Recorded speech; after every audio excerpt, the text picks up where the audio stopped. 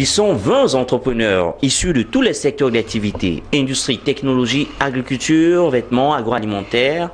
Elles sont 20 startups qui ont été sélectionnées pour participer à cette autre édition de Angel Fair Africa qui vous s'est porté à Abidjan du 23 au 25, ici même en République de Côte d'Ivoire.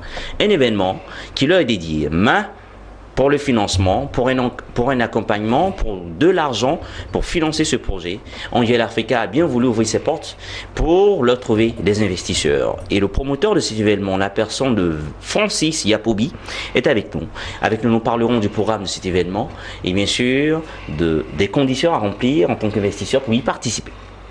Francis Yapobi, bonjour. Bonjour Jean-Paul. On découvre Angel Fair Africa, juste après le jingle de Business Matin.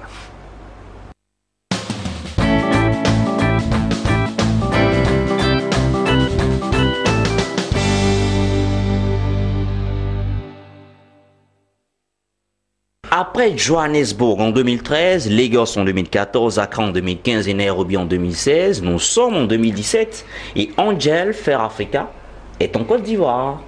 Oui, heureusement. Par ton biais. Finalement. Finalement, hein, par le biais de Francis Yapobi.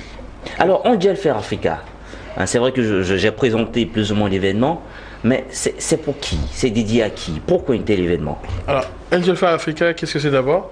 C'est une rencontre panafricaine qui est organisée tous les ans dans une ville différente.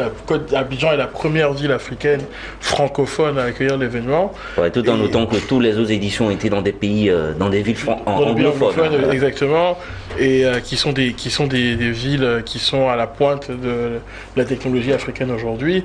Et donc on est très content d'avoir réussi à amener l'événement à Abidjan parce que c'est aujourd'hui un événement qui se pose en référence dans la rencontre entre start-up et investisseurs, business angels en particulier. C'est 3 jours pendant lesquels on va mettre en grande proximité start-up et investisseurs, qui soient fonds ou business angels. Très bien. Donc, oui. Avec un but particulier, ce n'est pas une conférence, ce n'est pas un forum, c'est vraiment une rencontre d'affaires dont le but est de créer des deals. Le but ultime, c'est qu'à la fin des 3 jours, on puisse annoncer qu'il y a telle entreprise ou tel investisseur particulier qui a investi dans cette boîte qui était là. D'accord. Voilà. Donc, cet événement est dédié, on peut dire, à deux grands groupes, les startups et les investisseurs. Exactement. Mais sauf que ce qui est particulier et singulier dans Angel Fair Africa, les startups ont déjà été sélectionnés. Oui, en fait, on a écrémé les meilleures startups de l'année en Afrique. Et on a aussi trouvé les meilleures startups d'Abidjan pour justement les mettre en condition de trouver des financements dont ils sont fortement à la recherche. Donc les 20 startups nous viennent d'Abidjan? Non. Alors, ce qu'on fait, c'est qu'à chaque fois, on essaie d'avoir un mix entre startups locales et start-up panafricaine. Donc c'est à peu près 50-50. Enfin, à peu près 50% de start-up ivoiriennes. Donc 10 start-up ivoiriennes et 10 une dizaine de start-up dans l'espace panafricain. Exactement. D'accord. Et pour les investisseurs, comment ça se passe? Alors pour les investisseurs, c'est à peu près la même chose. Hein. C'est qu'on a des investisseurs qui viennent d'Afrique et aussi des investisseurs qui viennent de l'extérieur, notamment de la Silicon Valley, qui viennent rencontrer des investisseurs ivoiriens. Qui aujourd'hui ne sont pas très actifs justement, et c'est une des raisons d'avoir amené l'événement ici à Abidjan, c'est pour stimuler l'activité des investisseurs en start-up ici en Côte d'Ivoire. D'accord. Au niveau local, les Ivoiriens investissent dans les start-up ivoiriennes. Alors, qu'est-ce que tu entends par investisseur? C'est quelqu'un qui a plein d'argent, qui a plein de blé? L'investisseur, c'est quelqu'un qui a suffisamment... C'est une banque? C'est une microfinance? Alors, c'est sûrement pas une banque. Les banques n'investissent pas, elles prêtent, mais elles n'investissent pas directement. En fait, celui qui investit, il n'attend pas de retour. Il n'attend pas de retour. Il attend un retour sur l'investissement. C'est quelqu'un qui... Un investisseur, c'est quelqu'un qui va voir votre entreprise et dire « Ok, je vais m'associer à toi. » D'accord. Pour que ton projet réussisse, il faut... D'accord, tu as besoin de tant d'argent. Moi, j'ai cet argent-là qui est disponible, donc je vais te le donner. Enfin, le mettre dans la société, on va s'associer.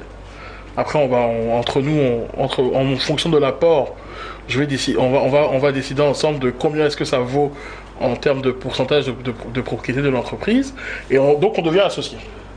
Et donc, c'est quelqu'un qui ne va se rémunérer que sur les bénéfices que fera l'entreprise et que vous allez vous partager entre vous en tant qu'actionnaire. Aujourd'hui, il y a un terme qui est très récurrent dans la presse économique, on parle de business angel. Ouais.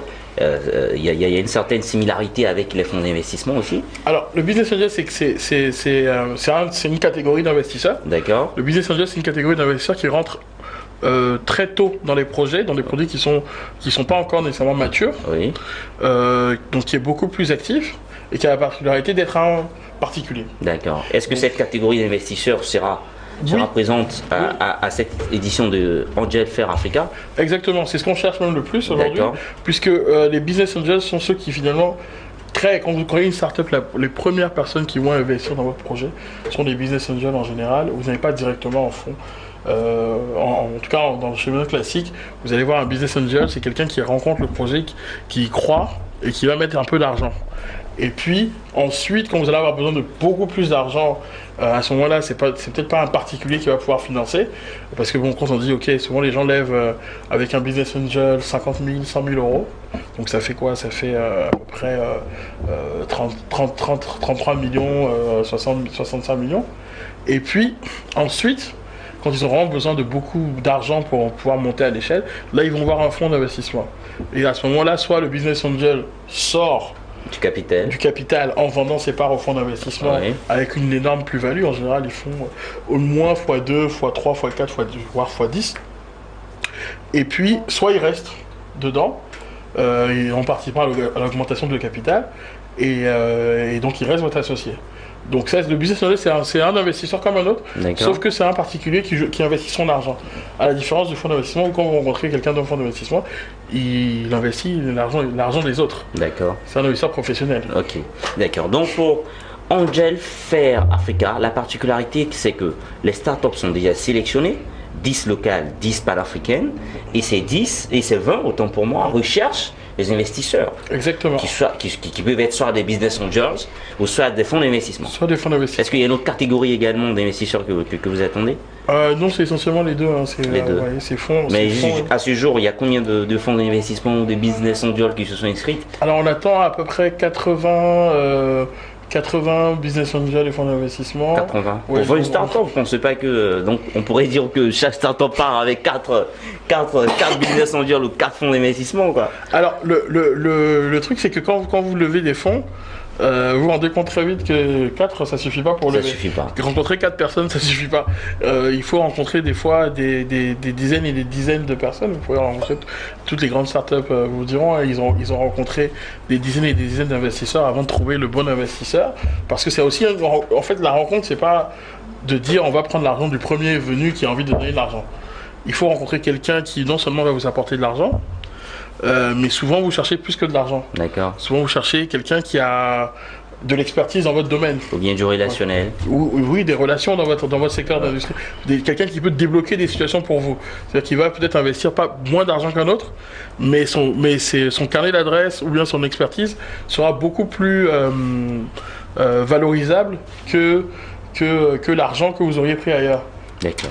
Alors, et à part les startups, les investisseurs, il y a aussi dans ce grand écosystème des startups aujourd'hui, hein, on parle également d'incubateurs. Ouais. Est-ce qu'ils sont invités également? Oui, alors les circuits d'accompagnement seront